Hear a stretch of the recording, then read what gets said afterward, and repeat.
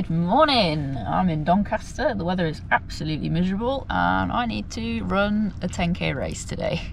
I've got here pretty early because I wanted to make sure I got a space in the main race car park, just because the warm-up options are a little bit easier from here.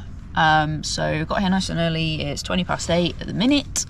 Race doesn't start till 10, so I've got time to head over to the indoor registration bag check area and just kind of see what's what, get the lay of the land. Get my bag dropped off and then start warming up, I guess. Okay, we're getting about 3k warm up in and then I'll try and find a side road to do some strides, I think.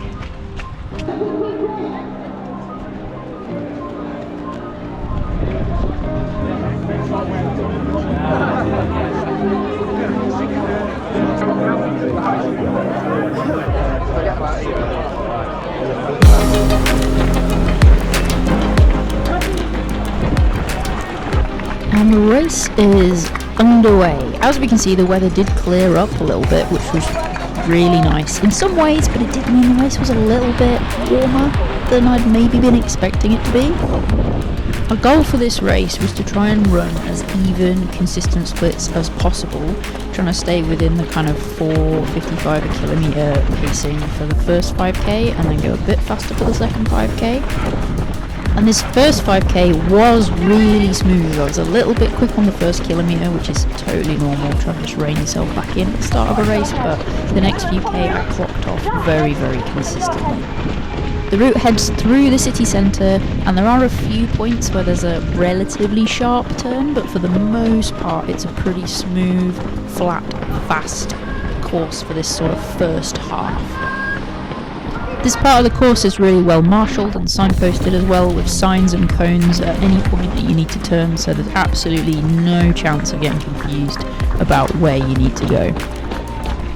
I was still feeling really good, really under control. The pace was still clocking off really consistently, and I was starting to get towards the point where I wanted to think about maybe dropping the pace down a bit and going a little bit faster for the second half. We're now onto the out and back section of the course, so you can see here the fast lot are coming past and we got to cheer all them on as they were coming past. And then as we get up to the turnaround point, which is coming up, and then head back, we can see all the other runners behind us coming back up as well, and we get to cheer all them on. I really liked this bit of the course for that purpose. It was just really nice being able to see everybody and cheer other people on.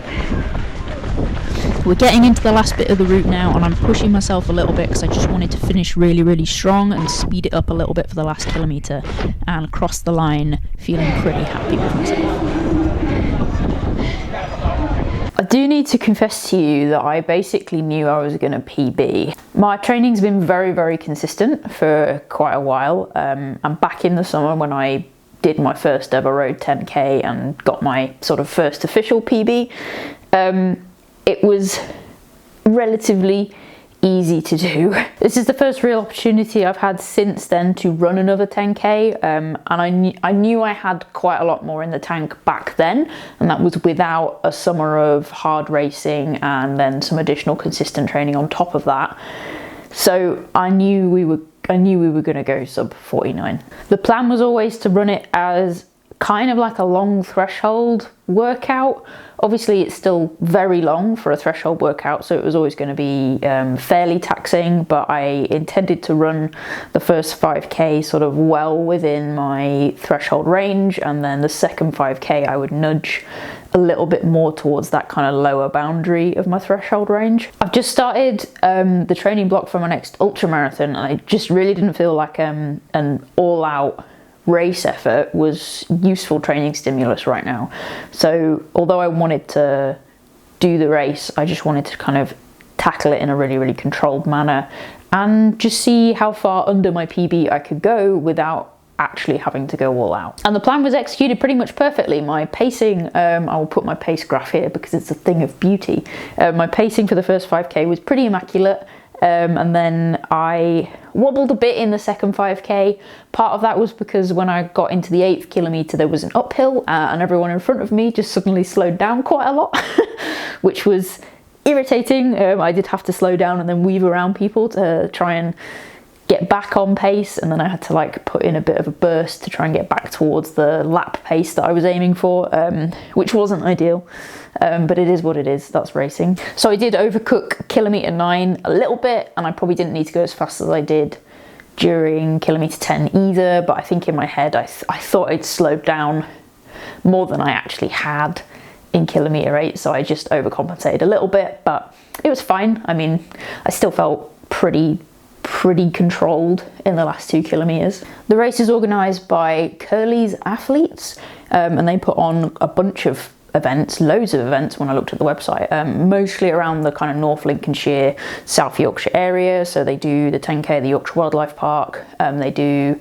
Scunthorpe, Brigg, Skegness, quite a few 10Ks and a couple of half marathons thrown in there, and a couple of like adventure runs and stuff, but based on the organisation of Doncaster 10K, I'd quite happily do one of their other events. The event itself was really good. I thought it was really well organised. There were just plenty of volunteers everywhere. The setup inside the racecourse facilities was really good, like a big indoor area, so if the weather had been really bad, there was just somewhere to kind of get ready in the dry, and there were enough toilet facilities around to kind of accommodate everyone.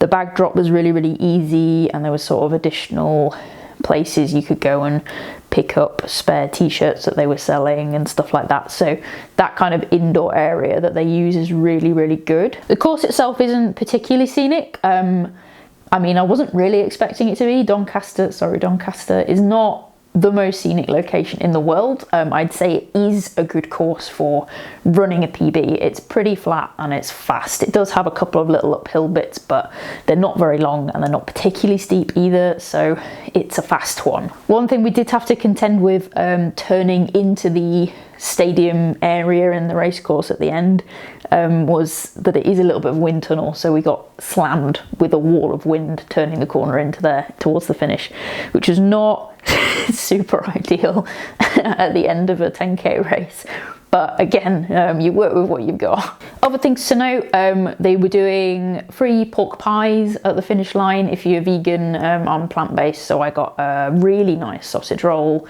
Actually, it was really tasty, and they had the usual like bottles of water and stuff as well. Free hot chocolate was available, and there were a bunch of photographers out on the course who have all made their photos freely available to the runners, so all you have to do is just dig through them and find yourself. But again, that's really nice when that happens. It's just great when you can have a nice photo of yourself, and even nicer when it's free.